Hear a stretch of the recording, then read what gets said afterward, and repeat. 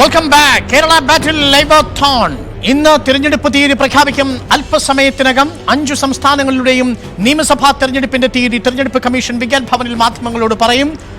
നിർണായകമായ പഞ്ചാംഗ പോരാട്ടത്തിന്റെ നിമിഷങ്ങളാണ്, തീയതിയാണ് അല്പസമയത്തിനകം ഇപ്പോൾ കുറിക്കപ്പെടാൻ പോകുന്നത്. നമുക്കിപ്പം രാധാകൃഷ്ണൻ കൂടി ചേരുന്നു ഡൽഹിയിൽ നിന്നും. രാധാകൃഷ്ണൻ, കഴിഞ്ഞ 2-3 തവണയായി നടന്ന തിരഞ്ഞെടുപ്പുകളുടെ ഒരു സൂചന വെച്ച് നോക്കുമ്പോൾ കോവിഡ് കൂടി നിലവിലിരിക്കുന്ന പശ്ചാത്തലത്തിൽ 5 സംസ്ഥാനങ്ങൾ ഒരുമിച്ചാണ് തിരഞ്ഞെടുപ്പിലേക്ക് പോകുന്നത് എന്നുള്ളതുകൊണ്ടും ഒരുപക്ഷെ ഏപ്രിൽ 14-ന് 10-ന് മുമ്പ് തിരഞ്ഞെടുപ്പ് നടക്കുകയും മെയ് 10-ാം തീയതി അടുപ്പിച്ച് കൗണ്ടിംഗ് നടക്കുകയും ചെയ്യുക എന്നതായിരിക്കുമോ നമ്മൾ കരുതേണ്ടത്?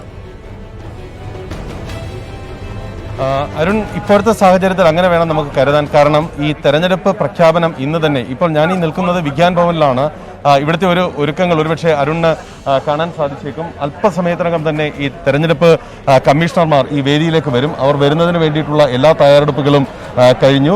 സുനിൽ അറോറയുടെ നേതൃത്വത്തിലുള്ള തെരഞ്ഞെടുപ്പ് കമ്മീഷൻ അംഗങ്ങൾ അല്പസമയത്തിനകം ഈ വിജ്ഞാൻ ഭവനിലെ വേദിയിലേക്ക് ഈ തെരഞ്ഞെടുപ്പ് തീയതി പ്രഖ്യാപിക്കാനായിട്ട് എത്താൻ പോവുകയാണ്. തെരഞ്ഞെടുപ്പുമായി ബന്ധപ്പെട്ടിട്ടുള്ള നടപടിക്രമങ്ങളുടെ ഏറ്റവും പ്രധാനപ്പെട്ട തെരഞ്ഞെടുപ്പ് പ്രഖ്യാപിക്കുന്ന ചടങ്ങുകളിലേക്ക് കടക്കാൻ പോവുകയാണ്. ഈ ഘട്ടത്തിൽ തെരഞ്ഞെടുപ്പ് കമ്മീഷനെ സംബന്ധിച്ച് കഴിഞ്ഞ കുറച്ച് ദിവസങ്ങളായി ഈ തീയതിയുമായി ബന്ധപ്പെട്ടിട്ടുള്ള പല വിധത്തിലുള്ള ആശങ്കകൾ നിലനിന്നിരുന്നു. അതിൽ ഏറ്റവും പ്രധാനപ്പെട്ടത് കേരളത്തിന്റെ കാര്യത്തിൽ ഈ കോവിഡ് വ്യാപനവും പശ്ചിമ ബംഗാളിന്റെ കാര്യത്തിൽ അവിടുത്തെ സുരക്ഷാ പ്രശ്നങ്ങളും തന്നെയായിരുന്നു.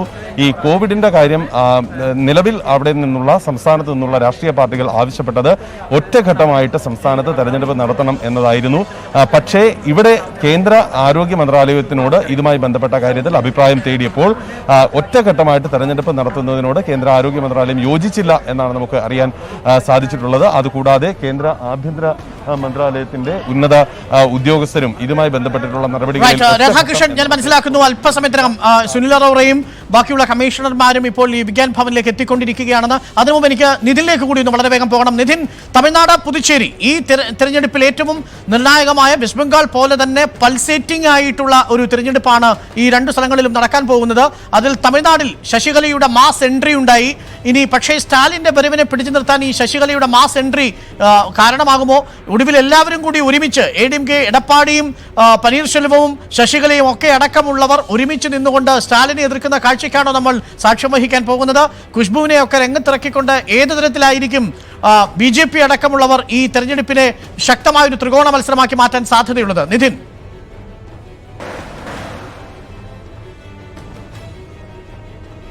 Arunkumar, good evening.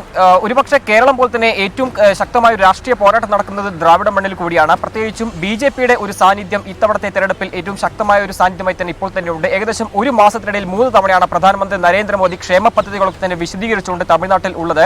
അതോടൊപ്പം തന്നെ അമിത്ഷാ, JP നദ്ദ കൂടാതെ രാജ്നാഥ് സിംഗ് അടക്കമുള്ള മുൻനിര നേതാക്കളൊക്കെ തന്നെ തമിഴ്നാട്ടിൽ ക്യാമ്പ് ചെയ്യുന്നുണ്ട്. ഒപ്പം തന്നെ അണ്ണാ DMK നിതിനിലേക്ക് ഞാൻ വരാം. ചെറിയൊരു സാങ്കേതിക തടസ്സമുണ്ട് എന്ന് മനസ്സിലാക്കുന്നു. വളരെ വേഗം ഞാൻ ബൽറാമിലേക്ക് പോകുന്നു. ബൽറാം, വെസ്റ്റ് ബംഗാൾ തെരഞ്ഞെടുപ്പിന്റെ നിർണായകമായ ചില റാലികൾ ഉടൻ തന്നെ നടക്കുന്നുവെന്നാണ് ഞാൻ മനസ്സിലാക്കുന്നത്. അതിലേറ്റവും ഒരുപക്ഷെ വെസ്റ്റ് ബംഗാൾ രാഷ്ട്രീയത്തിന് അത്ര പരിചിതമില്ലാത്ത രീതിയിലുള്ള സഖ്യത്തിന്റെ റാലിയാണ് ഇപ്പോൾ നടക്കാൻ പോകുന്നത് എന്ന് മനസ്സിലാക്കുന്നു. ആ റാലി എത്രത്തോളം രാഷ്ട്രീയ പ്രാധാന്യമുള്ളതാണ്? തൃണമൂൽ കോൺഗ്രസിനും BJPക്കും ഒരേപോലെ വെല്ലുവിളി ഉയർത്താൻ ഇപ്പോൾ ഈ ഇടത് കോൺഗ്രസ് സഖ്യത്തിന്റെ ഈ റാലിക്കും ഒപ്പം ആ സഖ്യത്തിനും കഴിയുമെന്ന് കരുതുന്നുണ്ടോ?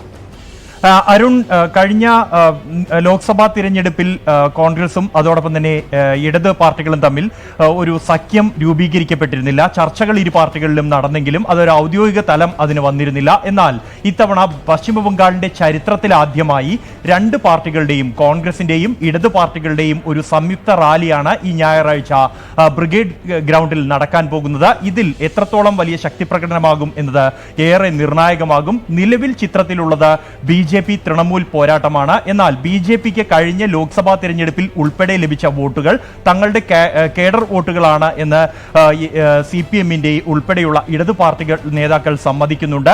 ഒരു തരത്തിൽ തൃണമൂൽ കോൺഗ്രസിനെ തോൽപ്പിക്കാനായി BJPക്ക് വോട്ട് ചെയ്യുകയായിരുന്നു എന്നും ലോക്സഭാ തിരഞ്ഞെടുപ്പിന്റെ ചിത്രമായിരിക്കില്ല നിയമസഭാ തിരഞ്ഞെടുപ്പിൽ എന്നും അതുകൊണ്ട് തന്നെ വോട്ടുകൾ തിരിച്ചു വരും എന്നുള്ള ഒരു പ്രതീക്ഷ ഇടതു നേതാക്കൾ പുലർത്തുന്നുണ്ട്.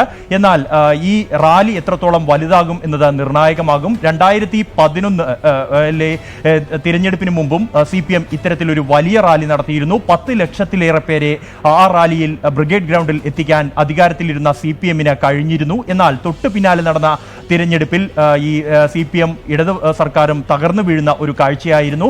എന്തായാലും നിലവിൽ തൃണമൂൽ കോൺഗ്രസിന് വലിയ ഒരു നേരിയ എഡ്ജ് സംസ്ഥാനത്ത് ഉണ്ട്. മമതാ ബാനർജിയിലൂടെ അധികാരം കേവല ഭൂരിപക്ഷമെങ്കിലും നേടി അധികാരം നിലനിർത്താനാകും എന്ന ആത്മവിശ്വാസം തന്നെയാണ് തൃണമൂൽ കോൺഗ്രസ് പുലർത്തുന്നത്. എന്നാൽ BJP ഒരു അട്ടിമറി വിജയം തന്നെയാണ് ബംഗാളിൽ പ്രതീക്ഷിക്കുന്നത്. ത്രിപുരയ്ക്ക് ശേഷം ബംഗാൾ എന്ന മുദ്രാവാക്യത്തിൽ BJP 2 വർഷത്തോളമായി നിരന്തരം BJP കേന്ദ്ര നേതാക്കൾ സംസ്ഥാനത്ത് പ്രചരണത്തിനുണ്ട് എന്നതും ശ്രദ്ധേയമാണ്. ഇവരുടെ സാന്നിധ്യം എത്രത്തോളം നിർണായകമാകും എന്നും പ്രാദേശികമായി ഒരു നേതാവിനെ ഉയർത്തിക്കാണിക്കാനും നിരവധി നേതാക്കളെ തൃണമൂൽ കോൺഗ്രസിൽ നിന്നുൾപ്പെടെ അടർത്തിയെടുക്കുമ്പോഴും ബംഗാളിന്റെ മുഴുവൻ പ്രതിനിധീകരിക്കാൻ കഴിയുന്ന ബംഗാളികളുടെ മനസ്സറിയുന്ന ഒരു നേതാവിനെ മുൻനിർത്തി തിരഞ്ഞെടുപ്പിനെ നേരിടാൻ BJPക്ക് എത്രത്തോളം പറ്റും എന്നത് നിർണായകമാണ്. ഇതോടൊപ്പം തിരഞ്ഞെടുപ്പിനോട് അടുത്തു വരുന്ന വിഷയങ്ങളും ഏറെ നിർണായകമാകും ബംഗാളികളെ സംബന്ധിച്ചിടത്തോളം. ഞാൻ ഒരു നിമിഷം വിജയനിലേക്ക് കൂടി പോയിട്ട് തിരിച്ചു വരാം. വിജയൻ, ഈ 5 തെരഞ്ഞെടുപ്പുകളും ശരിക്കും പറഞ്ഞാൽ ഒരു 20-20 മത്സരം പോലെ നമുക്ക് വളരെ സസ്പെൻസ് നിറഞ്ഞ മത്സരങ്ങളാണ്. വെസ്റ്റ് ബംഗാളിൽ ഇപ്പോൾ ബൽറാം സൂചിപ്പിച്ചതുപോലെ ഒരു സ്ലൈറ്റ് എഡ്ജ് ഈ ഘട്ടത്തിലുണ്ടെങ്കിലും വരാൻ പോകുന്ന ദിവസങ്ങളിൽ BJPയുടെ തന്ത്രം എന്തെന്നും നമുക്കറിയില്ല. തമിഴ്നാട്ടിൽ ഒരു മാസ് എൻട്രി ശശികല നടത്തി. ആ എൻട്രിക്ക് AIDMK തുടക്കത്തിൽ തടസ്സം സൃഷ്ടിച്ചെങ്കിലും ഏറ്റവും ഒടുവിൽ ലഭിക്കുന്ന സൂചന അനുസരിച്ച് ഇവരൊക്കെ ഒരുമിച്ച് നിന്നുകൊണ്ട് സ്റ്റാലിനെ നേരിടാൻ പോകുന്നു എന്നുള്ളതാണ്. BJP അവിടെ ശക്തമായ സാന്നിധ്യവും അറിയിക്കുമെന്നുണ്ട്. പുതുച്ചേരിയിൽ അവസാനത്തെ അട്ടിമറിയോടുകൂടി അതും ഒരു ഹൈലൈറ്റ് മേഖലയായി കഴിഞ്ഞു. പിന്നെ ആസാമിൽ നോർത്ത് ഈസ്റ്റ് തിരിച്ചു വരുമോ എന്ന തരത്തിലുള്ള ചില സൂചനകൾ കൂടി ഇപ്പോൾ വീണ്ടും നമ്മൾ വെച്ചു പുലർത്തുന്നുണ്ട്. എന്താണ് ഏറ്റവും ഒടുവിൽ നമുക്ക് ലഭിക്കുന്ന സൂചന? വിജയൻ, ഈ 5 പൊളിറ്റിക്കൽ സംസ്ഥാനങ്ങളിലെ ഈ പൊളിറ്റിക്കൽ സസ്പെൻസ് ത്രില്ലറിനെ വിജയൻ എങ്ങനെയാണ് കാണുന്നത്?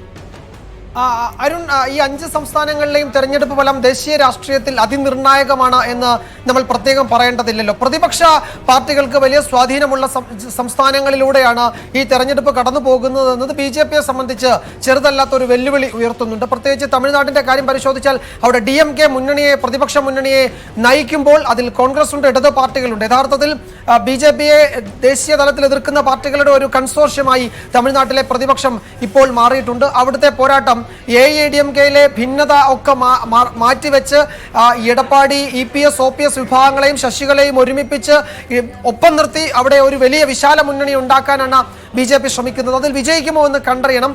അത് വിജയിച്ചാൽ യഥാർത്ഥത്തിൽ സ്റ്റാലിനെ സംബന്ധിച്ചിടത്തോളം ഒരു തിരിച്ചുവരവിന് ശ്രമിക്കുമ്പോൾ അതിശക്തമായ വെല്ലുവിളി അവിടെ കൊടുക്കാൻ ആ മുന്നണിക്ക് കഴിഞ്ഞേക്കാം. ബംഗാളിലെ കാര്യം നേരത്തെ നമ്മൾ പറഞ്ഞതുപോലെ വിജയകുമാർ ആ മൊമെന്റ് എത്തിക്കഴിഞ്ഞിരിക്കുന്നു. ഇതാ 5 സംസ്ഥാനങ്ങളിലെയും നിർണായകമായ തെരഞ്ഞെടുപ്പ് തീയതി പ്രഖ്യാപിക്കാൻ മുഖ്യ തെരഞ്ഞെടുപ്പ് കമ്മീഷണർ സുനിൽ അറോറയും ബാക്കി കമ്മീഷണർമാരും വിജ്ഞാൻ ഭവനിൽ എത്തിയിരിക്കുന്നു. ഇനി നമ്മൾ ഇടവേളകളില്ലാതെ ഈ പൊളിറ്റിക്കൽ സസ്പെൻസ് ത്രില്ലർ ഡേറ്റിന്റെ പ്രഖ്യാപനത്തിലേക്ക് നമ്മൾ പോകുന്നു. ക്ലൈമാക്സിലേക്ക് ഇനി എത്ര ദൂരം എന്നാണ് നമ്മൾ കാത്തിരിക്കുന്നത്.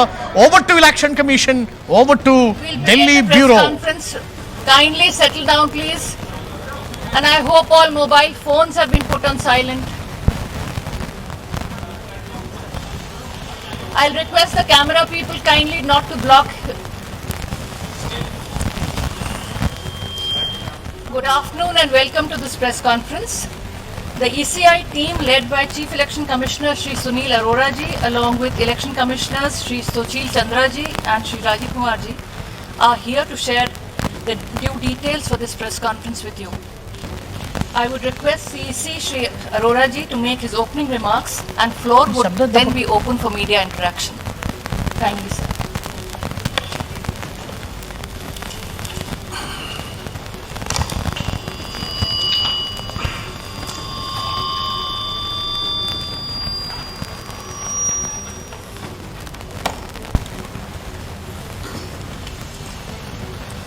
Sochil Chandra ji, Honorable Election Commissioner. Am I audible? Rajiv Kumar ji, Honorable Election Commissioners. Secretary General of Election Commission of India, who despite the fact that his son got married 3-4 days back, joined the very next day. Congratulations to him for that.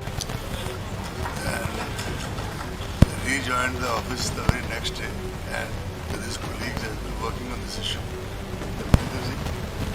Sudeep Jain, Chandrabhushan Kumar, and Shefali ji,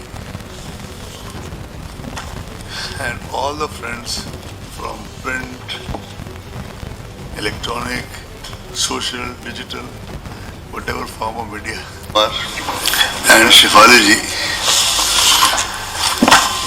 and all the friends from print, electronic, social, digital, whatever form of media.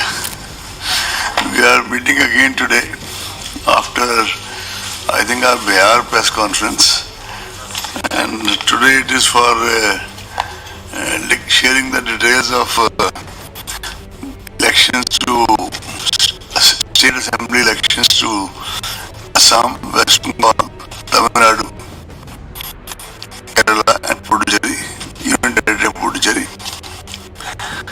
The only request is that after I finish, Shefali ji will take the floor. As always, if we all kind of raise our hand and ask questions one by one, we'll all be able to hear the replies, and there will be no disturbance. I got this cooperation from you, and I solicit the same this time also. Normally the onset of a new year symbolizes hope, cheer and happiness. 2021 has ushered in something more valuable post-COVID: resilience, solidarity, and a sense of global community. Amid the challenges of COVID, please switch off the mobile if possible. Amid the challenges of keep them on silent. Amid the challenges of COVID-19 that we still continue to face, we shall find immense comfort in the stories of hope and see value in the positive and encouraging lessons that are emerging in the post-COVID world. This period of unprecedented health crisis will also be remembered for the innumerable acts of courage, compassion, selflessness by the so-called ordinary people doing most extraordinary acts. I hope you will allow me, but our individual and collective tributes to the COVID warriors and heroes, doctors, paramedic staff, nurses, researchers, scientists, and last but not the least, from ECI point of view, all our officials on the election duty who are located in the front line right up to the polling station level and trying to kind of see the process through. With keeping all this in mind, we have kept the leitmotif and theme of National Voters Day 2021, making our voters safe, empowered, informed and vigilant.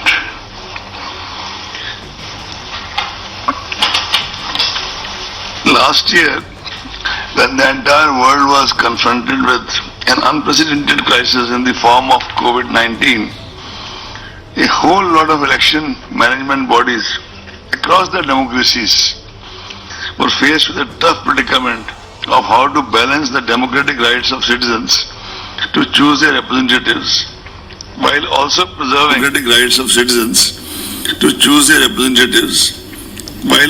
preserving and protecting the health and safety of the people. Many countries hazarded to venture and took the courageous route in spite of these circumstances to venture and took courageous decision to go ahead with the elections with some adjustments in the election schedules and other precautions. In the thick of this pandemic, ECI started the kind of test trials with election to 18 seats of Rajya Sabha on June 19, 2020.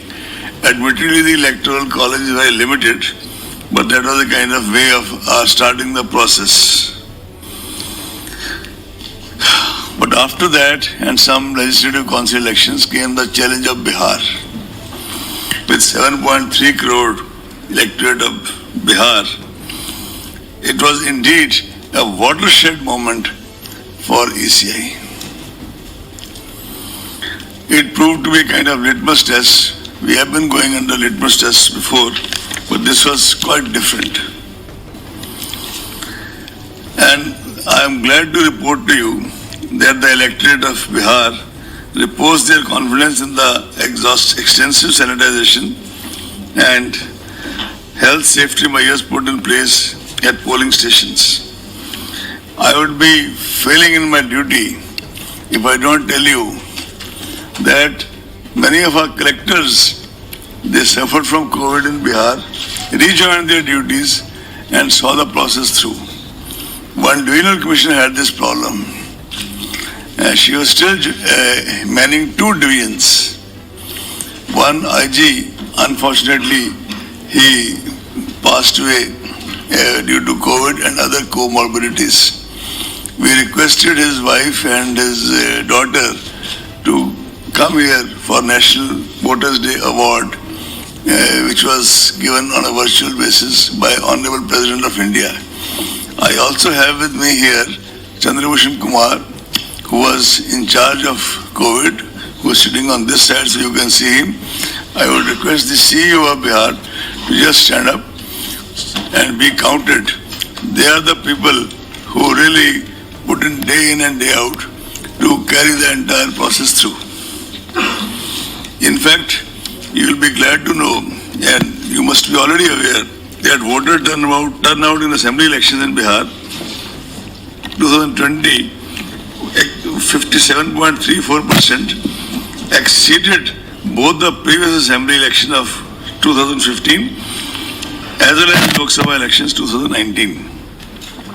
And I would like also to report to you that women voters turned out in very large numbers, 59.69%.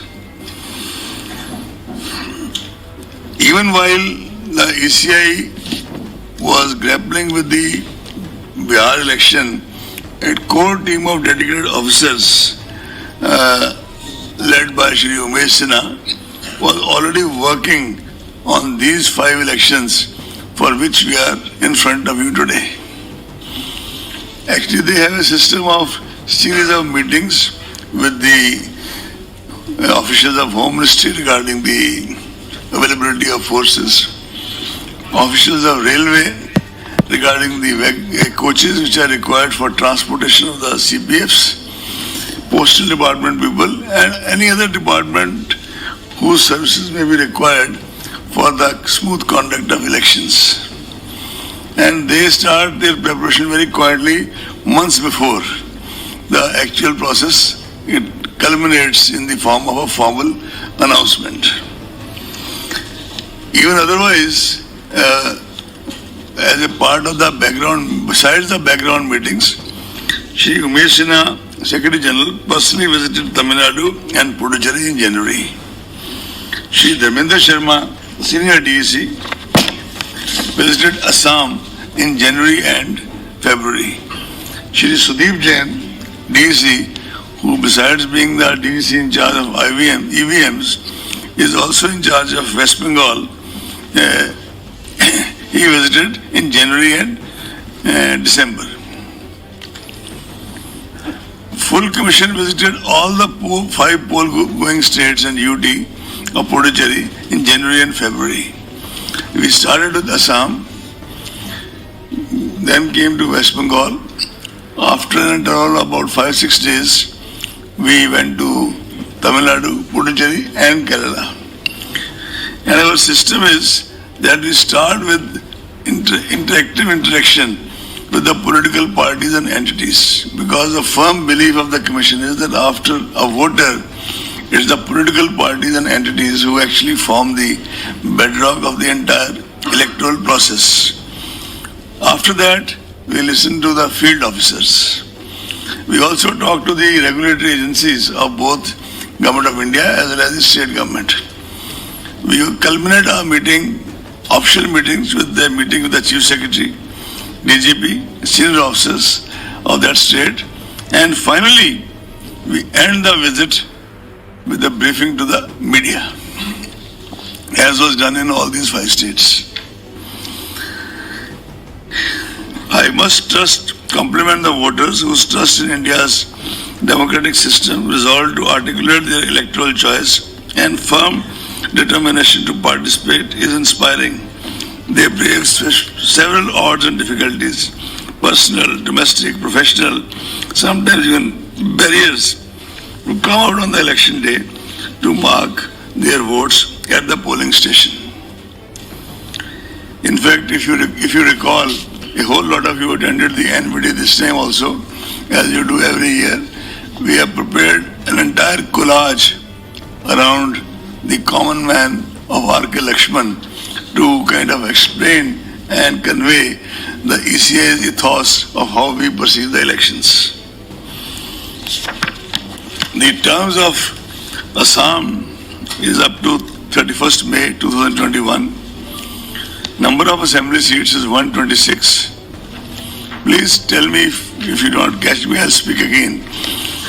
Term of Assam is 31st May 2021. Number of assembly seats is 126. Reserved seats SC 8, ST 16. Term of Tamil Nadu is 24th May 2021. Number of assembly seats 234. Reserved seats SC 44, ST 2. West Bengal term of assembly is up to 30th May 2021. Number of assembly seats is 294.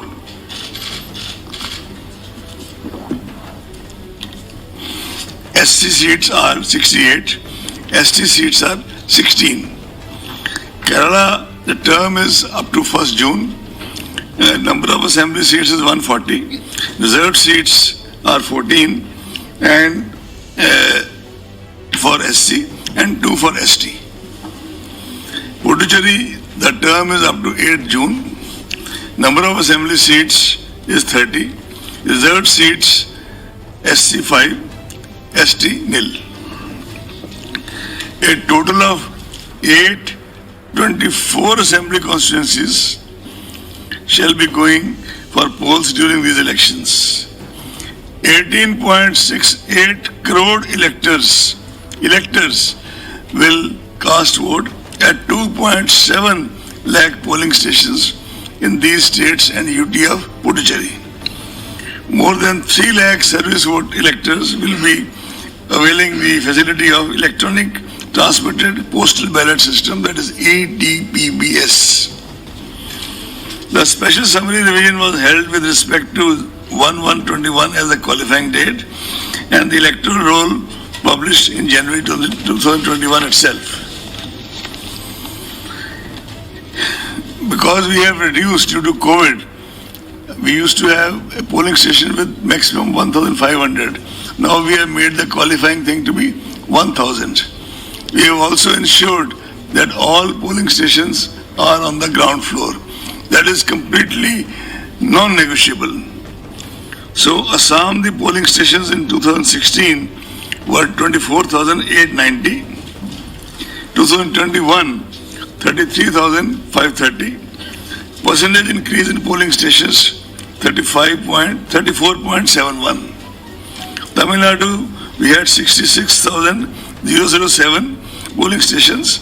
Number of polling stations in 2021 are 88,936. Percentage increase is 34.73%. West Bengal, it was 77,413 in 16 and 1,01,916 now. The percentage increase is 31.65%. Sorry?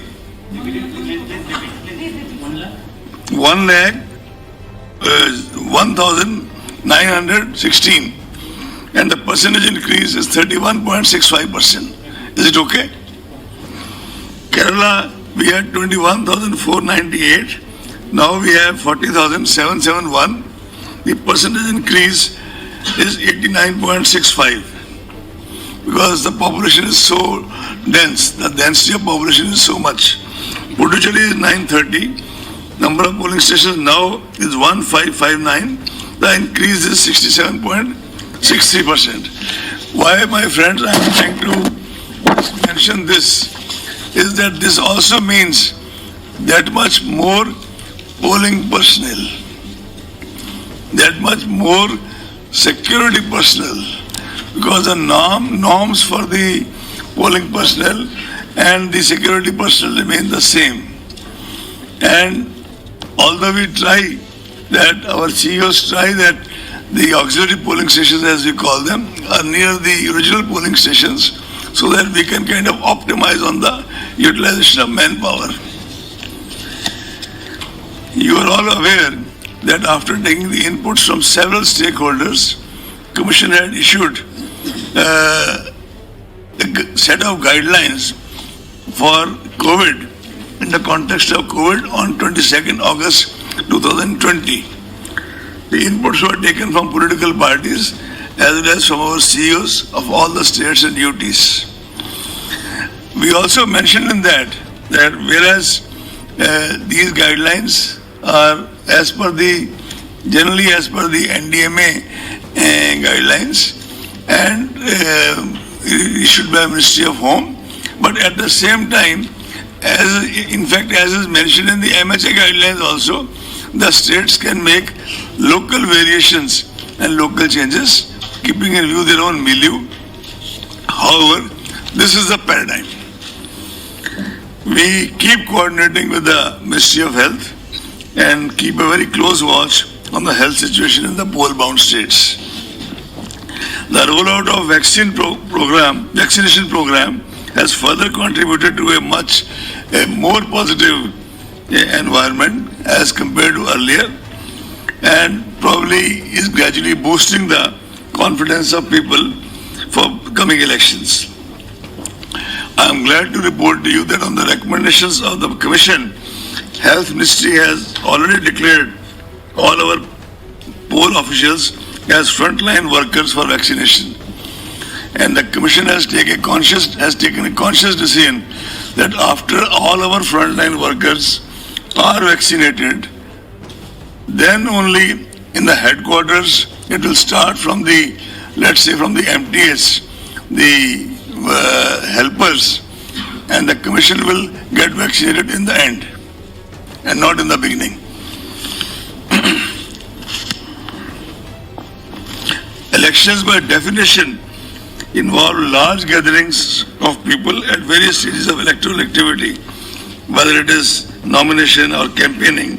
It is of paramount importance, therefore, to mitigate the likely health impact and reduce chances of transmission among the people. Several steps have been taken to address the issues. You are aware of most of them, but I'll still report.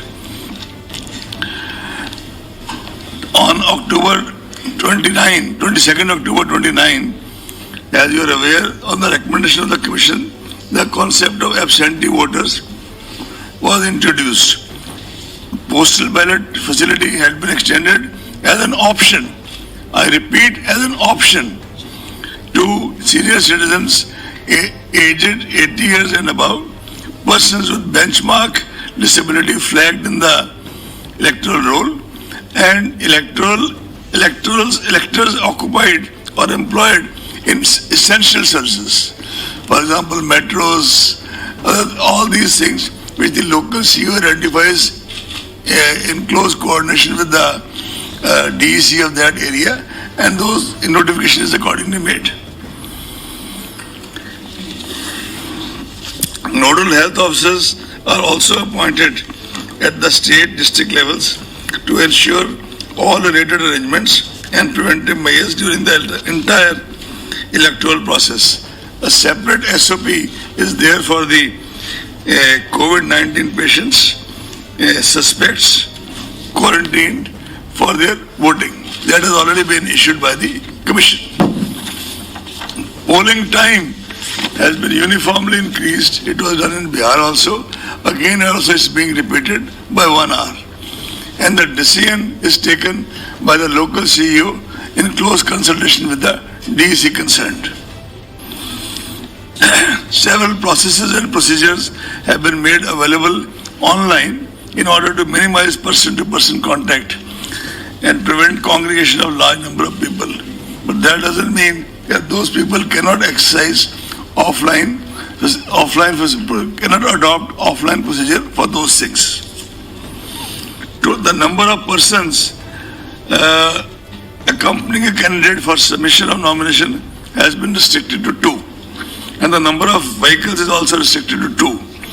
Candidates later on can also seek electoral certification digitally, besides filling the nomination form and affidavit online, and the printout submitted to the RO. But as I said, these rights can be accessed offline also. Security money can also be deposited on the online board. Door-to-door campaigning has been restricted to 5 persons, including the candidate. Road shows are allowed, subject to the convoy being broken after every 5 vehicles. Ultimately, it is for the district magistrates, called collectors, called deputy commissioners, and their police counterparts, SPs, deputy commissioners, commissioners, IGs, who have to kind of finally take a view from situation to situation. But as I said, broad guidelines are there. DOs shall identify, which they have already done, the available grounds for the meetings. And DOs have been instructed, CEOs have been instructed to print a list of those grounds district-wise in the English as well as vernacular paper, so that people are aware which grounds are available in which state. To the best of my knowledge, the CEOs have started doing it in their respective states. Otherwise, now that the announcement is made today, they'll do it in the next 2-3 days. Adequate CAPF deployment shall be ensured during elections.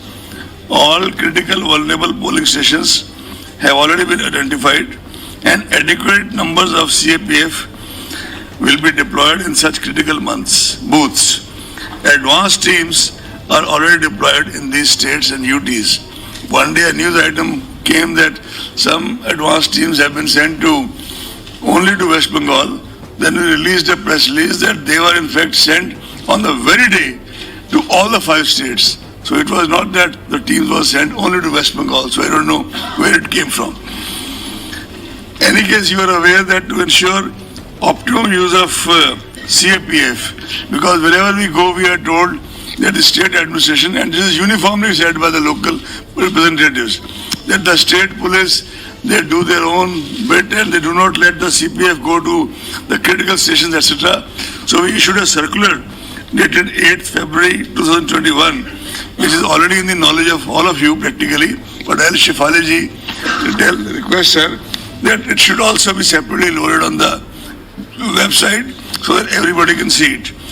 That circular states that now there will be a committee comprising of CEO, state police nodal officer, and state CAPF coordinator to jointly work out the election security plan and ensure randomization of the security personnel.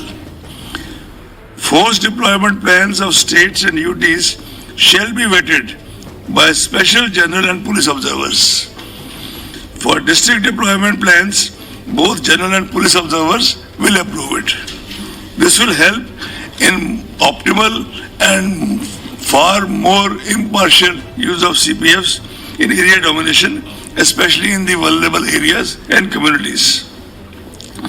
Besides this, all other aspects of security management, including webcasting, CCTV footage, coverage, and videography will be put in place.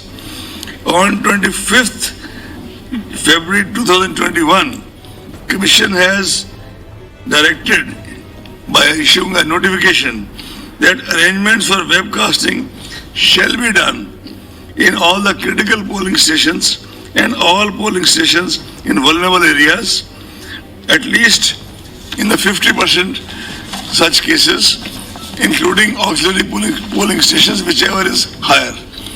I mean, if somebody can do 75, we should be too happy. If somebody can do 100, some of the CEOs did it.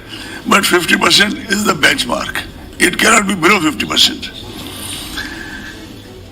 You are also aware that ECI has had for some time time-tested and robust system in deploying central observers over and above the district observers, special central observers for depending on the sensitivity of a particular state for law and order and for expenditure, etc., etc.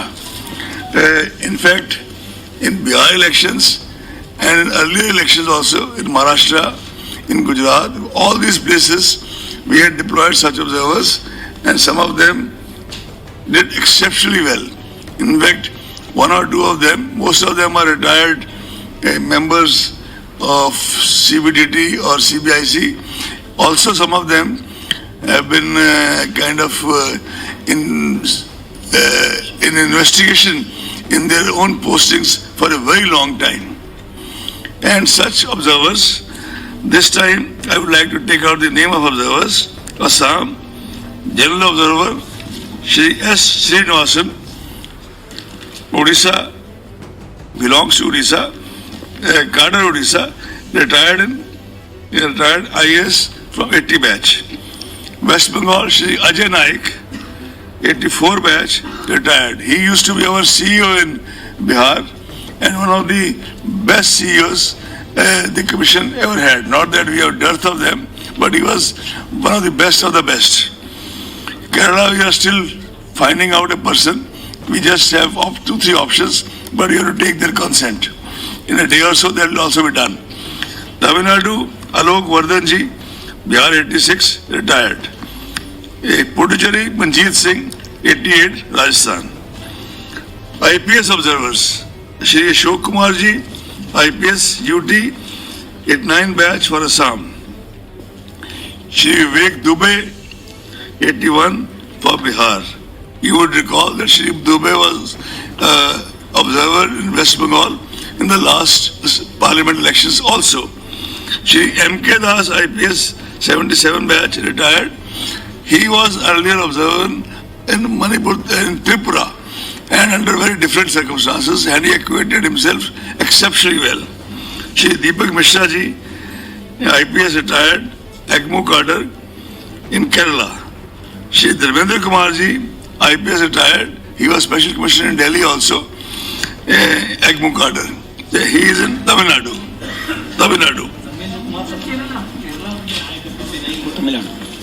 Shri Dharmendra Kumar is from Tamil Nadu. Kerala, I am telling you. Kerala, Shri Deepak Mishra. IPS retired from 84 EGMO. No. M.K. Das is West Bengal.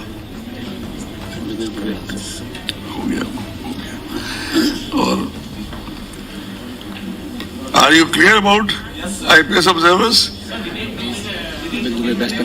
Vivek Dubey, West Bengal.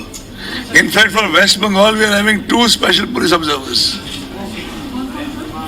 Shri Vivek Dubey, who was the special police observer in West Bengal during Lok Sabha. He is from Andhra Pradesh 81 batch. Shri Minal Kanti Das, M.K. Das, 77 Manipur Tripura cadre. He also will be for West Bengal. He was our special observer in Tripura during the Lok Sabha elections. Shri Deepak Mishra ji, EGMO cadre for Kerala. And Shri Dharmendra Kumar ji, EGMO cadre for Tamil Nadu. I am clear now? Puducherry, we have not appointed anybody as yet. If only need be felt, we will do it, but we presently think there may not be any requirement. And while taking the name of Shri Ashok Kumar for Assam, I mistakenly mentioned his cadre as UT 89. It is actually Tamil Nadu 81. I apologize for that. Now comes to expenditure observers. Srimati Neema Nigam, IRS. Neena Nigam, IRS for Assam. Shri B. Murli Kumar, IRS retired for West Bengal. If you recall, Shri B. Murli Kumar was one of those observers who had prepared a report which resulted in the recension of at least one election in Tamil Nadu. Shri Pushpender Singh Punia, IRS for 85 for Kerala. Madhu Mahajanji, IRS retired 82, and Balakrishna ji, IRS retired 83 for Tamil Nadu, because Tamil Nadu is highly expenditure sensitive. And by the way, Balakrishna ji was also one of those officers when he was in investigations during his service who had prepared another report on Tamil Nadu which resulted in the recension of one election. And these officers were there in Maharashtra also, they were earlier in Gujarat also, they were earlier in Bihar also. And Balakrishna ji, and we also conferred the National Voters Day Award on Madhu Mahajan ji. Am I clear? Since you mentioned about Tamil Nadu is very sensitive, what sense is sensitive? That is going to be a part of your questions. We'll keep the questions later. Let's finish his statement first. No. Expenditure sensitive. I will answer to you. Actually, I'll start answering with you only. Okay. I'll start with you now. If you want me to give the answer right now, I can give you right now.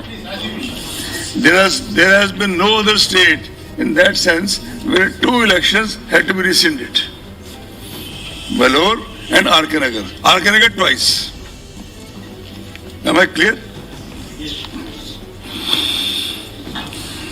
While deciding the elections, the Commission and our officials, we do try to accommodate, rather juxtapose, all the local sensitivities in terms of festivals, fairs, as well as the movement of central forces, availability and movement of central forces. We cannot say that we make everybody happy by that, but we scrupulously try to, for example, avoid keeping an election in some states on Friday.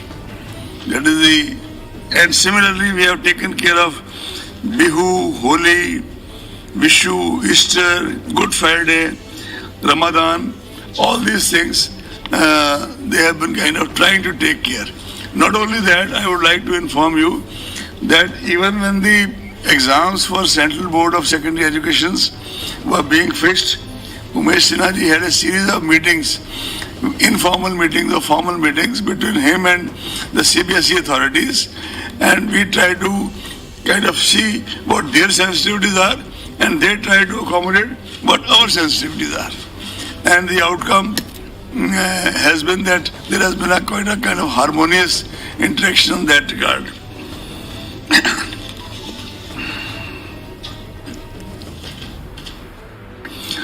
Commission would like to place on record the exceptionally kind of exceptional cooperation Commission has been getting election after elections in the context of availability and deployment of central forces, MHA, in the context of availability of wagons, Ministry of Railways, Postal Department, and many other agencies. Can't name everybody, but they have been our kind of some of the biggest adjuncts with the Commission, and they perform in the election duties as if they are also a part of ECI. We are really thankful to them.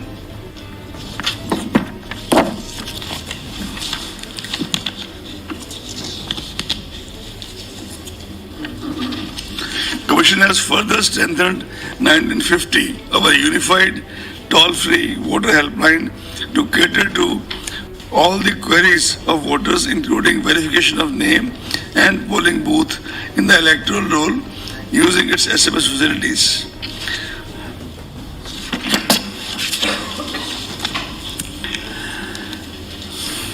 As I informed you during Maharashtra elections, the exact number of polling stations which we brought on the ground floor was 5,600.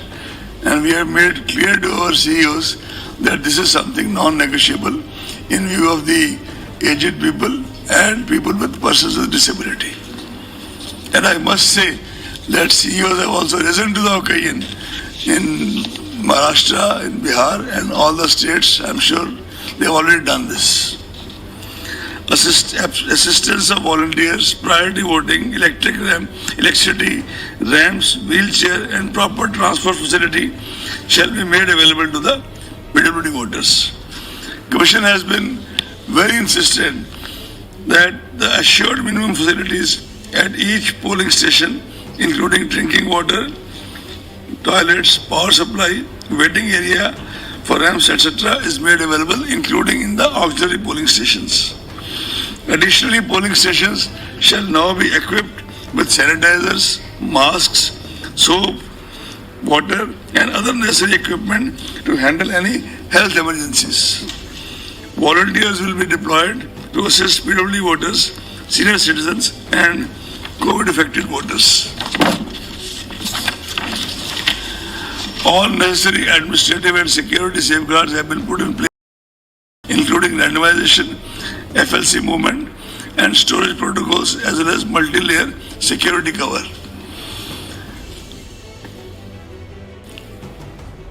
You are all aware that Model Code of Conduct was evolved by the Commission in sustained dialogue with the political parties since 60s.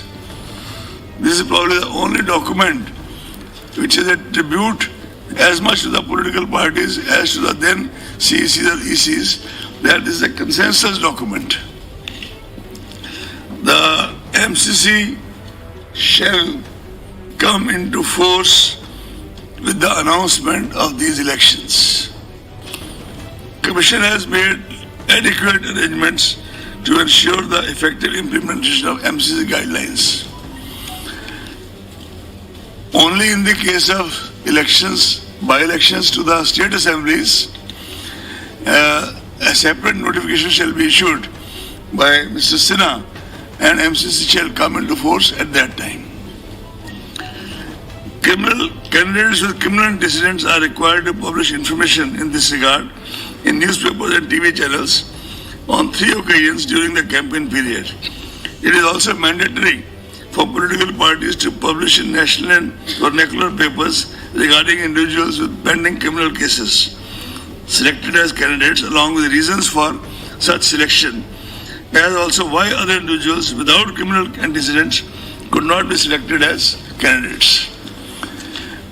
A whole lot of citizens groups, SHGs, Commission itself, and Honorable Supreme Court have been very persistent, and rightly so, in following this part.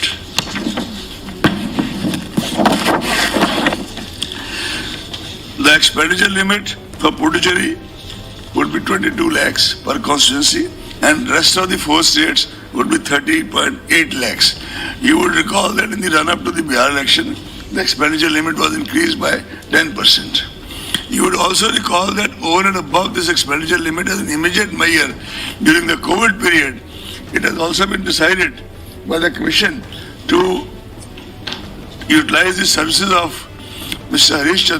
Harish Kumar, a very senior officer from the IRS, who was Principal DG Investigation Delhi. He has already been working for the past more than a month or almost 2 months, and has already given a very detailed, exhaustive report, which Commission has in one of the meetings accepted in principle and formed this committee of officers which we have, that now they will devise the modalities to implement the same within the coming month. Citizens are also requested to make extensive use of C-Vigil app to report any such illegal activity and inform us in case of violation of MCC or incidents of bribery, etc. You are aware that C-Vigil, which was started initially as a pilot project in Bangalore, has over the period of time during Lok Sabha was extended to the entire country and has now become one of the biggest tools of empowerment of citizens and voters. Media is one of our most important allies. I know you don't believe it, but I mean it. As I said, that we end up every visit to every state with an extensive briefing of interaction with the media. And that has been done this time also. It was done in the past, it is done this time, it shall always be done. Last time, if you remember, during Bihar elections, our senior officers on the last day of counting, they kept on kind of briefing right till 12 o'clock in the night, besides whatever is available on the ECI website, in order that the media gets to know the results well in time. The same practice shall be followed this time in all these 5 states. Adverse use of social media platforms, you are aware of the challenge. New guidelines have been issued today by the government. We have requested Mr. Umesh Sinha, who had earlier been dealing with the social media platforms in the run-up to Lok Sabha elections, and obtained from them a voluntary code of ethics, which is relevant today also. But we have asked him and Ravinder Sharma, the 2 senior-most officers, to study the guidelines issued by the government in detail, so that we can align and juxtapose the both in harmoniously wherever possible to the advantage of the Commission, wherever required to the advantage of the Commission. Because, for example, we have a different timeline for deletion of news. So we'll they have got the guidelines and they are studying it. I think within the next 1 week, we'll issue a press release giving you the details of what they have recommended. You're all aware of the sweep program of the Commission, and same things will be replicated this time also. I would not dilate more than that, because there are sweep icons, there are national icons, there are state icons, there are district icons. In fact, one of our national icons has also been awarded Padam Shri this time. Dr. Neeru Kumar, who is a person with disability, and besides being our NVD award winner, she has also been awarded Padam Shri. Before announcing the schedule for which you are actually sitting here, I would also like to put on record that I have personally will be my last press conference before I demit my office on 13th April. But I'll put the paint on till 13th April, forenoon, afternoon, how much I am allowed. But all this while, you have been real pillars of support to the Commission in general and me in particular. And I also try to engage with you individually as well as collectively, though not as much as required, because daily interactions are not possible. I would also like to tell you that I was associated with the Election Commission as Election Commissioner in 11 elections. And I had the good fortune to be associated with the Election Commission, including these 5 states, with 14 elections. And, of course, the Assembly elections to Lok Sabha in 2019. So it was a kind of good innings. And I was looking through the old correspondence of my mother, and I found a sentence written in her own hand way back in 79. Unfortunately, she passed away in 89 of cancer. That was Alexander Pope's line, Act 12 thy part, there all the honor lies. And also, किसी से हम सुखन होता नहीं, महफिल में परवाना, उन्हें बातें नहीं आती जो अपना काम करते हैं.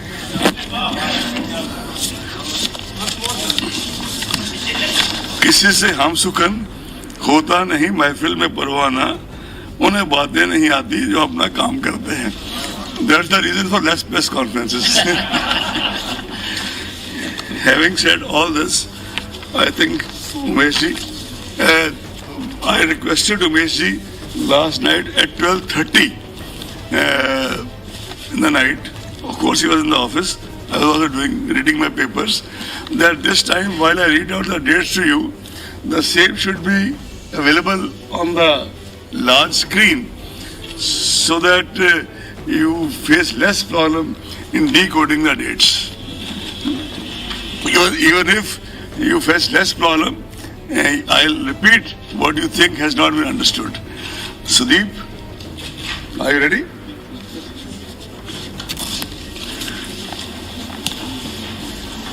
I'll start with Assam General Assembly elections 2021.